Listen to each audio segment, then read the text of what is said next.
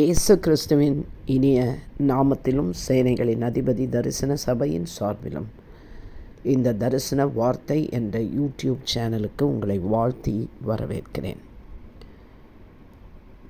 எப்படி நம்முடைய துணிகளை துவைத்து சுத்திகரிக்க வாஷிங் மிஷினில் பார்த்தீர்களானால் காட்டன் துணிக்கு தனியான ஒரு பவர், பெட்ஷீட்டு இன்னும் கடினமான துணிகளை துவைப்பதற்கு ஒரு தனியான செட்டிங்ஸு, உள்ளன் துணிகளை துவைக்க, சில்க் துணிகளை துவைக்க, இப்படி டிஃப்ரெண்ட்டான பவரில் வைத்து தான் நாம் அதை துவைக்க வேண்டும்.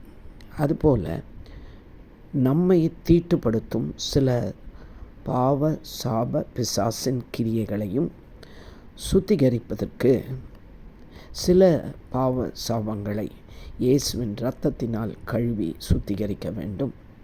சில பாவங்களை பரலோக அக்கினியை அனுப்பி சுட்டரிக்க வேண்டும். சில பாவ சாபங்களை அவருடைய நாமத்தை கொண்டு சுத்திகரிக்க வேண்டும்.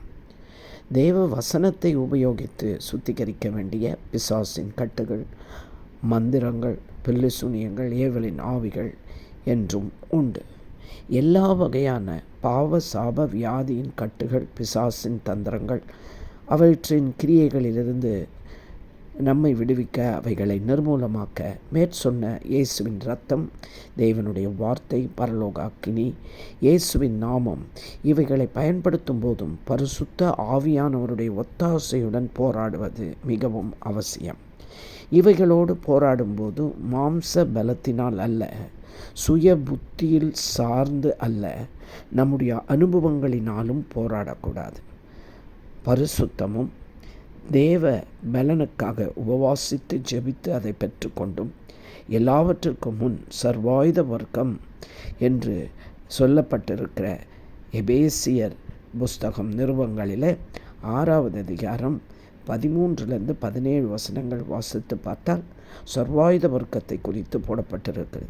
எப்படி ஒரு யுத்த மனுஷன் யுத்தத்திற்கு போகும்போது அவன் போருக்குரிய அந்த சர்வாயுத வர்க்கத்தை அணிந்து கொண்டு போவானோ, அதுபோல் சத்துருனுடைய கிரியைகளிலிருந்து, வானமண்டல பொல்லாத ஆவிகளின் கிரியைகளுடைய காரியங்களிலிருந்து நம்மை தப்புவித்து கொள்ள நாம் செய்யப்போகும் யுத்த ஜெபத்திற்கும் சர்வாயுத வர்க்கத்தை அணிந்து கொண்டவர்களாய் இருக்க வேண்டும்.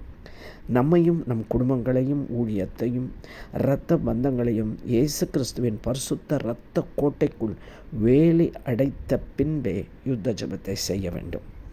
வலு சிற்பத்தின் ஆவியை நம் எல்லைகளுக்குள் நுழையாதபடி நம் பாளையத்தை சுற்றி இயேசு கிறிஸ்துவின் இரத்தத்தினால் எல்லைக்கோட்டை வரைந்து தடை கட்டி செபிக்க வேண்டும். இப்படியாக ஒரு முறை இஸ்ரவேல் ஜனங்களை சர்ப்பங்கள் தீண்டும் போது வனாந்தரத்தில் வெண்கல சர்ப்பத்தை செய்து மோசே உயர்த்தி பிடிக்கிறார். அதை நோக்கி பார்த்தவர்கள் பிழைத்து கொண்டார்கள் என்று சொல்லப்பட்டது போல புதிய ஏற்பாட்டில் பரிசுத்த வேதாகமத்தில் யோவான் 3ஆம் அதிகாரம் 14-15 வசனங்களில் சொல்லப்பட்டிருக்கிறது. வெண்கல சர்ப்பத்தை போல மனுஷகுமாரன் சிலுவையில் உயர்த்தப்பட்டார். அவரை விசுவாசிக்கிறவன் எவனோ அவன் கெட்டு போகாமல் நித்திய ஜீவனை அடையும்படிக்காகவே அப்படி உயர்த்தப்பட்டார். அப்படி என்றால் தேவகுமாரனாக இயேசு கிறிஸ்துவை நம் நாவினால் புகழ்ந்து பாடி அவரை மகிமைப்படுத்தும்படி உயர்த்த வேண்டும். அப்பொழுது நாம் பிழைத்து கொள்வோம். நம்முடைய சரீர கிரியைகள் நம்மை விட்டு அகன்று பொல்லாத விஷத்தன்மை முறிந்து நாம் பிழைத்து கொள்வோம். அவரை நோக்கி பார்த்த முகங்கள் ஒரு நாளும் வெட்கப்பட்டு போனதில்லை. அவர்கள் முகங்கள் பிரகாசிக்கும் என்று வேதம் சொல்லுகிறது. யோவான் சுவிசேஷ புஸ்தகத்தில் 12ஆம் அதிகாரம் 32ஆம் வசனம் இப்படியா சொல்லுகிறது. நான் பூமியில் உயர்த்தப்பட்டு இருக்கும்போது எல்லாரையும் என்னிடத்தில் இழுத்துக்கொள்வேன் என்று இயேசு கிறிஸ்து சொல்லுகிறார். அதாவது நாம் ரட்சிக்கப்பட்டு விடுதலை அடைந்து, இல்லை என்றால் இந்த கிரியைகள் எல்லாவற்றிலிருந்து மீட்கப்படும் போது மகிமையிலே அவரோடு கூட நாம் காணப்படுவோம். சிலுவையை நோக்கி பார்க்காமல் சிங்காசனம் நம்மால் ஏற முடியாது. ஏசாயா தீர்க்கதரிசன புஸ்தகம் 45:22 வசனம் இப்படியாக கூறுகிறது. பூமியின் எல்லையெங்கும் உள்ளவர்களே என்னை நோக்கி பாருங்கள், அப்பொழுது ரட்சிக்கப்படுவீர்கள். விஷத்தின் வல்லமை முறிக்கப்படுவது போல பாவ சாப நோயின் பிசாசின் மரணம் வல்லமைகளை முறிக்கவும் அவைகளின் கோர பிடிகளிலிருந்து நம்மை தப்புவிக்கும்படியாகவும் விடுதலையாக்கப்படும்படியாகவும் தான் இயேசு கிறிஸ்து சிலுவையில் மரணத்தினாலே அவைகளை ஜெயித்து வெற்றி சிறந்தார். மரித்தாலும் அவர் சதா காலங்களிலும் உயிரோடு கூட இருக்கிறார். அவராலே அன்றி வேறு எந்த வகையிலும் ரட்சிப்பு, விடுதலை, மீட்பு என்ற காரியங்களை அடையவே முடியாது. 1 யோவான் 1:9 பாவங்களை அறிக்கையிட்டால் நமக்கு அதை மன்னித்து எல்லா நியாயங்களையும் நீக்கி நம்மை சுத்திகரிப்பதற்கு உண்மையும் நீதியும் உள்ள தேவன் இயேசு கிறிஸ்து ஒருவரே. கொள்ளைக்காரர்களாக நீங்கள் இருக்கலாம், கொலைக்காரர்களாக இருக்கலாம், கடத்தல்காரர்களாக இருக்கலாம், வேசி கள்ளனாக கூட இருக்கலாம், விபச்சாரக்காரர்களாக இருந்து எவராய் இருந்தாலும் இயேசு கிறிஸ்துவை நோக்கி பார்க்க முடியும், நோக்கி பார்க்கலாம். அப்படி பார்த்தால் விடுதலை அடைவீர்கள், இளைப்பாறுதலையும் பெற்றுக்கொள்வீர்கள். கர்த்தர் உங்களுக்கு அந்த நல்ல வழியை, நல்ல சத்தியத்தை போதித்திருக்கிறார். அதை பின்பற்றினால் உங்களுக்கு விடுதலை உண்டு. கண்களை மூடி செபிப்போம். அன்பு இரக்கமுள்ள எங்கள் நல்ல தகப்பனே, இந்த வேளையில் கூட ரட்சிப்பு உம்மிடத்திலிருந்து வருகிறது. உம்முடைய இரத்தத்தினால், உம்முடைய வார்த்தையினால், உம்முடைய பரலோக அக்கினியினால், பரிசுத்த ஆவியின் ஒத்தாசையுடன் உம்முடைய நாமத்தை கொண்டு நாங்கள் செபிக்கும் போது இவைகள் எல்லாவற்றிலிருந்து நாங்கள் விடுதலை பெறுகிறோம், ரட்சிப்படைகிறோம்.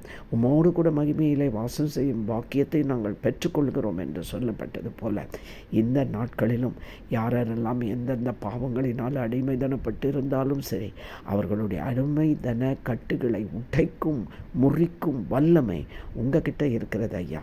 அதற்காக தானே நீர் ரத்தத்தை சிந்தி அந்த தண்டனைகளை எல்லாம், அந்த பாடுகளை எல்லாம் நீர் நாங்கப்பட வேண்டிய எல்லாவற்றையும் நீங்கள் சுமந்து கொண்டீங்க. இந்த வேளையிலும் ஆமாண்டரை விடுவிக்க முடியாமல், இளைப்பாறுதலுக்கு வழி இல்லாமல் தவித்து கொண்டிருக்கிறவர்கள் உம்மை நோக்கி பார்க்கிறார்கள். உம்மை உயர்த்தி பிடித்திருக்கிறோம் கர்த்தாவே. இந்த சத்தியத்தை நோக்கி பார்க்கிறவர்கள் பிழைக்கும்படியாய், அவர்கள் பரலோக ராஜ்யத்தின் மகிமைக்குள் பிரவேசிக்கும்படியாய் கர்த்தர் அவர் பாவங்களை, சாபங்களை, பிசாசின் கிரியைகளை நிர்மூலமாக்கி போட்டு சுத்திகரித்து அவர்களை உம்முடையவர்களாய், பரலோகத்துக்கு சொந்தமுள்ளவர்களாய் மாற்றிக்கொள்வீராக. துதி, கன, மகிமை, ஸ்தோத்திரம் எல்லாவற்றையும் அருமை இரட்சகர் இயேசு கிறிஸ்துவின் மூலமாக ஏறெடுக்கிறோம் எங்கள் நல்ல பிதாவே. ஆமென். இந்த சத்தியம் உங்களை விடுதலையாக்கும். ஆகவே இதை லைக் பண்ணி, ஷேர் பண்ணி, சப்ஸ்கிரைப் பண்ணாதவர்கள் சப்ஸ்கிரைப் பண்ணுங்கள். கர்த்தர் உங்களை ஆசீர்வதிப்பார்.